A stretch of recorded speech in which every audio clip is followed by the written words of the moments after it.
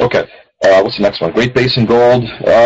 Gosh, we always get it. I mean, she got rid of this such a long time ago, considering I've always pointed out, and even on this today we've talked about, hey, underground mines, they take a long time to figure out. I mean, so I already gave the example of one thing that is like one of the latest issues at Great Basin, but, it just doesn't seem to ever, seems like they don't have a quarter or whatever else where there isn't a new problem that pops up.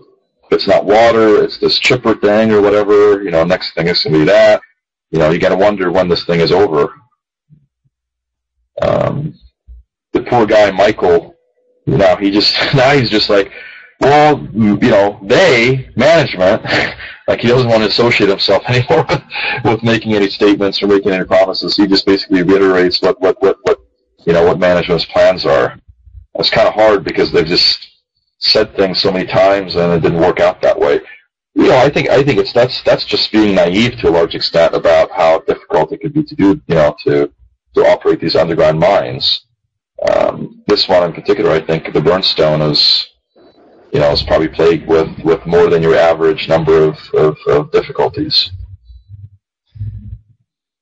Yeah. As the question is, when do we just let it go? Because we keep thinking, well, if they can turn this around, the resource is so large. If they can exploit the resource and get, it's a big upside. But if they're going to mine at 30,000 ounces, then they're going to be another Jaguar. No, for seriously, we have a small position that's gotten smaller and smaller and smaller.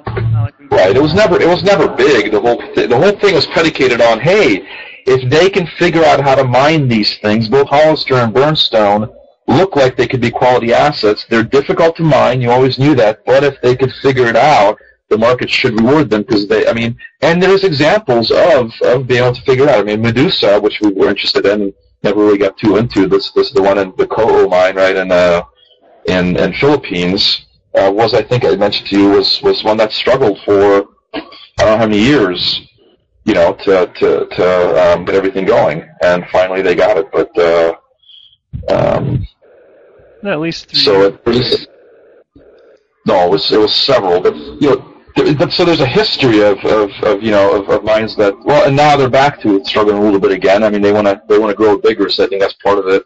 One step back, 2 steps forward, but.